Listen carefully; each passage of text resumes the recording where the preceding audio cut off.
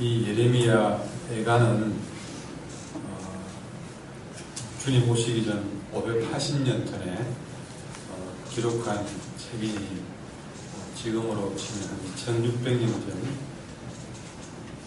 정도로 생각하시면 됩니다. 그래서 기록한 저자는 예레미야고요. 배경은 이스라엘이 남북으로 나눠져 있는데 북이스라엘이 아수르에 망하고 그 다음에 남유다가 그나마 버텨냈다가 아수르는 이겨냈지만 나중에 바빌론에 의해서 멸망을 당합니다. 북이스라엘이 아수르의 멸망을 당할 때에 그들은 회개했어야 됐습니다. 정신을 차려야 되었습니다. 그래도 자기들이 안 망하고 살리는 것은 하나님이 기회를 주시는데 그 기회를 그들은 뚱뚱대로 더 범죄하게 되었습니다. 그게 뭐냐면 하나님께 엎드려야 될 사람들이 그 아수르를 상대하기 위해서 밑에 있는 애굽의 도움을 청한 것이죠. 안 된다라고 그렇게 여러 가지 방법으로 하나님 앞에 더 매달려야 된다고 했지만 그들은 애굽의 도움을 청함으로써 인간적인 방법으로 문제를 극복해 보려고 하다가 결국 기회를 준 것도 놓쳐버리고 남유다의 수도인 예루살렘마저 완전히 멸망을 당하고 왕과 많은 귀족들과 백성들이 바빌론의 포로로 잡혀가는 이런 슬픈 지경에 남아있는 백성들도 어마어마한 고통을 당하는 그런 지경에 놓인 이 날을 두고 예레미야가 슬피 울며 애끓는 마음으로 기도한 것이 예레미야 애가입니다. 슬픈 노래 애가입니다. 자, 예레미야는 이런 상황에 처한 예루살렘을 보고 애끓는 기도를 하면서 무엇보다 기도 이전에 탄식부터 합니다. 슬프다 이 성이여, 예루살렘 성이 너무 슬프다. 전에는 사람들이 얼마나 많았느냐, 그러나 이제는 어찌 이리 적막하게 되었는가. 이런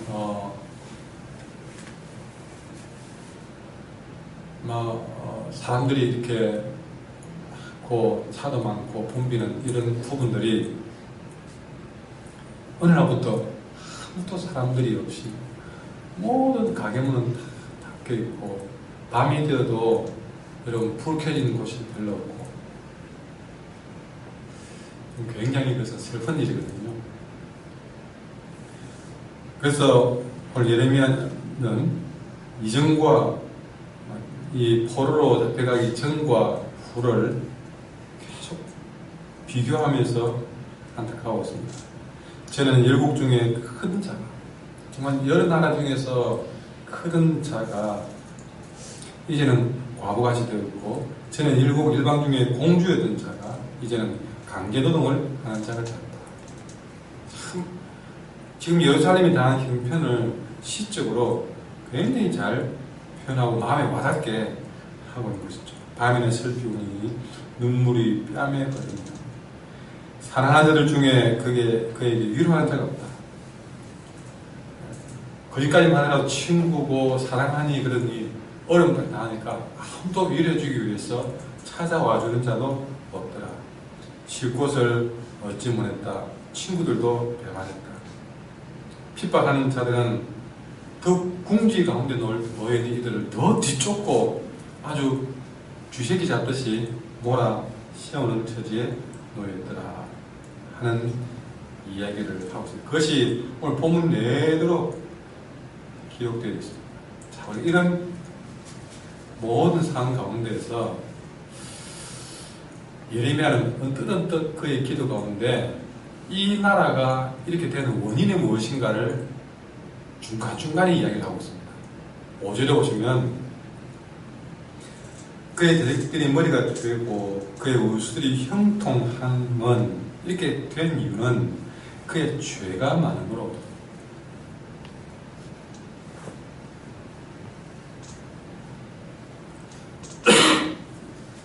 그리고 8절에도 예루살렘이 크게 범죄함으로 이렇게 조속거리가 되었다. 여러분, 예수님이 현장에서 가늠하다 잡힌 여인을 만난 적이 있습니다. 그때 그 여인은 많은 사람들이 그를 현장에서 사로잡아서 들어왔기 때문에 얼마나 그 여인은 수치스러운 모습으로 끌려오게 된 것이죠. 그 자체가 수치지만 많은 사람들이 그를 끌고 와서 이 사람 어떻게 하면 되겠냐라고 조소하고 그렇게 비웃는 모습이 보입니다. 지금 이 예루살렘의 모습이 바로 딱 그 모습이 되는 것이죠. 그 원인은 가늠하다가 잡힌 그 죄 때문에 그렇습니다. 죄는 이렇게 우리를 고통스러운 자리로 끌어가고, 죄는 이렇게 우리를 부끄럽게 만듭니다. 그런데 더 큰 원인은 구절에 보면 그런 죄를 지었을 때에 하나님은 선지자를 통해서 그들의 죄를 수없이 지적을 했습니다. 수도 셀 수 없을 만큼 지적을 했습니다.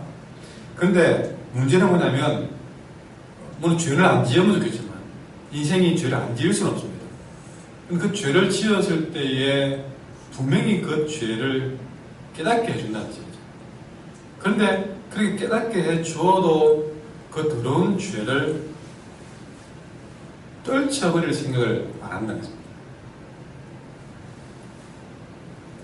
여러분의 아이들이 자라면서 막 씻으려고 하지 않아요. 목욕도 안 가요. 그래 막 걱정이 태산입니다. 어떻게 그렇게 사느냐고. 근데 문제는 그렇게 해도 괜찮아요. 넘어가 버리면 그게 더 큰 문제라는 것이죠. 선지자들이 그의 죄를 지적할 때에 많은 그리스도인자들은 아이고 괜찮다. 우리가 뭐 잘못했다고. 하나님 복 주시는 분이야. 위로하시는 분이야. 사랑하는 분이야. 그런 분 아니야. 이렇게 하면서 그 더러움을 떨쳐낼 수 있는 기회를 놓쳐버린 것이 더 큰 문제였던 것이죠.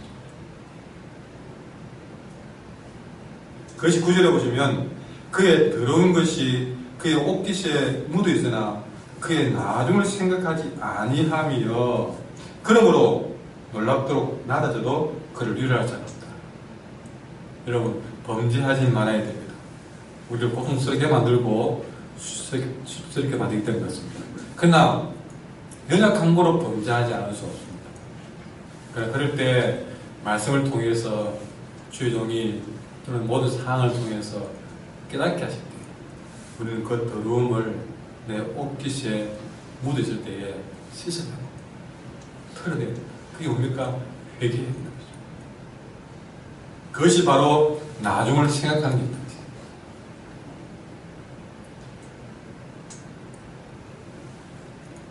오늘 여러분은 여러분의 인생을 이전의 그 영광을 빼앗기도록 만드는 내 인생을 가늠하다 잡힌 여인처럼 놀랍도록 내 인생을 수치스럽게 만드는 내 인생을 적막하게 만드는 이런 죄의 분량을 여러분은 쌓아가고 있지 않은지 돌아보셔야 됩니다. 어느 날 수북이 쌓여서 내 인생을 짓누르고 있음에도 불구하고 여러분은 그 더러운 것이 옷깃에 묻어 있으나 나중을 생각하지 않고 여러분은 지금도 하나님 앞에 진심으로 엎드려 회개하고 있지 않는지, 이 두려운 일들이 내게 있지 않는지 돌아보셔야만 합니다. 그래서 하나님은 오늘 예레미야에 가서 우리에게 말씀을 주실 것입니다. 예레미야는 이런 모든 일을 놓고 하나님 앞에 기도하기로 9절에 하나님 나의 환난을 감찰하소서 한번 살펴봐달라. 11절에도 나는 비천하오니 여호와의 나를 한번 돌아봐 주세요. 그렇게 기도합니다. 이렇게 긍휼을 구하는 예레미야의 마음이 얼마나 아프고 무거운지 슬프다는 말이 반복됨으로써 알 수 있습니다.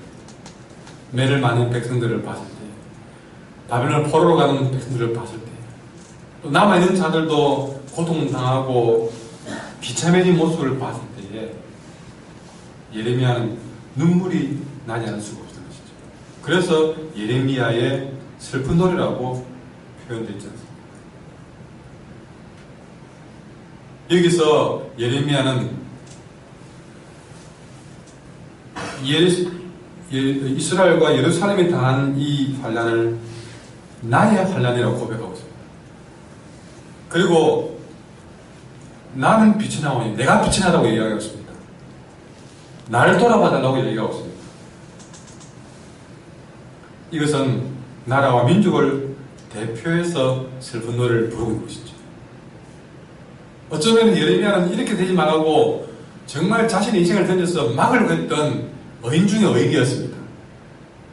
그러나 이 슬픔을 당했을 때에 나는 그렇게 어렵게 했으니까 나는 이런 일에 해당자가 아니야 하고 물러가는 자가 아니라 아무리 그가 이렇게 망하지 않도록 하나님 그 백성들을 돌이키려고 온몸을 던져서 희생했지만 이 슬픔과 이 수모를 예레미야는 나는 잘했으니까 난 아니야 라고 하지 않고 오히려 내가 잘못했다고 그들의 범죄를 나의 범죄로 그들의 환난을 나의 환난으로 그렇게 노래하는 모습을 보게 됩니다. 마치 이스라엘 백성들의 죄의 결과를 놓고 회개하면서 자기 자신이 대신 회개하듯이 회개하지 않는 저 민족 대신에 자기 자신이라도 회개하듯이 슬피우는 이 예레미야의 슬픈 노래는 오늘 이 말씀을 보고 있는 우리들이 우리는 뭐 범죄하지 않았으니까 나는 기도했으니까 예외겠지 그것이 아니라 정말 내가 그런 죄를 지은 것처럼 애끓는 심정으로 우리가 대신해서 울어야 된다는 사실을 말씀해 주고 있는 것이죠. 이 민족의 아픔은 나의 범죄입니다. 나의 죄다. 나라가 어려워도 나라가 하나님의 은혜를 받아서 좀 형통하게 되었어도 아무 문제 없어도 나야 다릅니다. 그런 마음이 있어야 합니다. 누군가는 이 깨닫지 못하고 고통 속에 거대기는 이들을 위해서 중보 기도해야 되는데 그 누군가가 바로 내 자신이 되어야 된다. 그 얘기죠. 무엇보다 그렇게 해야 될 이유는 전에도 한번 언급했지만 여러분은 매번 중보 기도할 때나 이런 일, 우리가 대표 기도할 때는 꼭 교회만을 위해 기도하는 것이 아니라 나라와 민족을 위해서 꼭 기도하셔야 됩니다. 교회 못지않게 우리가 발붙이고 사는 이 나라와 민족은 굉장히 우리 인생에 중요한 겁니다. 이 중요한 것이 있다면 우리 가정, 교회, 이 나라는 우리에게 떼낼 수가 없습니다. 여러분 저 시리아 때려보십시오. 수많은 난민들이 지금도 수년간 저렇게 그렇게 오지 말라고 자기들의 문제를 다루어도 국경을 넘어서 바다를 건너 빨리 죽더라도 그곳을 피해가지 않으면 안 될 그 상황 보십시오. IS가 그렇게 무참히 또 시리아 정부가 반군이 어느 누구 여러분 나라 그렇게 되고 나면 이렇게 새벽에 들을 수 있습니까? 여러분 직장 다닐 수 있습니까? 여러분 자기도 공부할 수 있습니까? 심각한 문제입니다. 이 중보기도는 선택사항이 아닙니다. 이 예레미야가 나라의 문제를 내 문제 생각하는 것은 이야 참 거룩한 일이네 특별한 일이 아닙니다. 자세히 생각해보면 너무나 당연한 일이라는 것이죠. 나라가 위기를 만나면 그건 내 문제와 직결이 된 거예요. 하나님은 이 나라를 통해서 축복하셔야 합니다.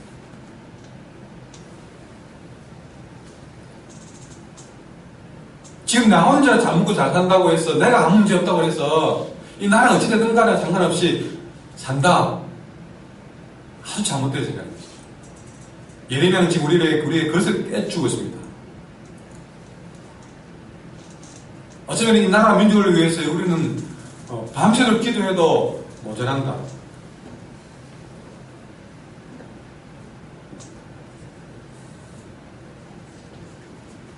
여러분의 자녀가 형통하기를 바라는 것 못지않게 이 나라가 형통하기를 기도하셔야 됩니다. 거기에는 믿는 사람들이 여야가 있을 수 없습니다. 경상도 전라도가 있을 수가 없습니다. 무조건 나라와 나라 시대를 위해 기도하셔야 됩니다. 투표했을 때 내가 그 사람을 뽑지 않았다 할지라도 퇴근하면 그 사람을 기도하셔야 됩니다. 내가 원하지 않는 사람이 되어서 기도하셔야 됩니다. 내가 원하지 않는 사람이 되기 때문에 너 하면 잘 되는가 보자. 있을 수가 없습니다. 아주 어리석은 일. 이 나라 민족을 위해서 우리는 기도하자. 그리고 오늘 기도해 보면 또 하나의 특징이 뭐냐면, 다시 보면 예레미야가 기도하면서 나의 환난을 감찰하소서, 나의 비천함을 돌아보소서 라고 했지만, 어디에도 너무나 수치스러운데 이 수치스러운 거 좀 막아주세요. 원수를 좀 갚아주세요. 그런 기도가 없다는 것이죠. 그냥 좀 우리가 당한 걸 살펴봐 달라고.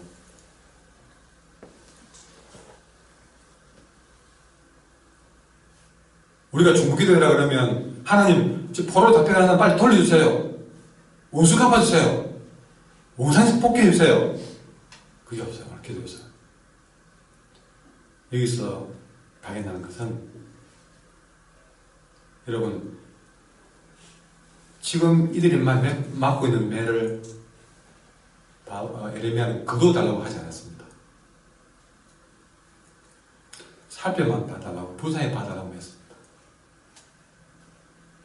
거기에는 지금 그들이 맞고 있는 매를 잘 맞게 해달라고 기도하는 것이다. 다른 어떤 것이죠. 안 때릴 수가 아니라 좀 제대로 맞아서 이 백성들이 또 범죄하지 않도록 좀 정신을 차릴 수 있도록 그런 마음이 예레미야의 눈물 가운데 있습니다. 이것이 구절에 보는 것처럼 그의 더러운 것이 그의 옷기 전에 묻어있어는 그의 나중을 생각하지 아니했다. 여러분, 회개하지 않는 것은 나중을 생각하지 않는 것입니다.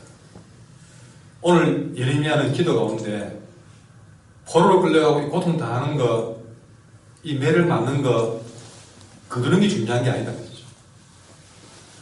이 매를 제대로 맞고 다음에는 이런 수치스러운 일들이 나오지 않도록 하는 것이 더 중요하다. 그게 나중을 생각하는 일이다. 70년 동안 포로가 잡혀될 것을 예언했습니다.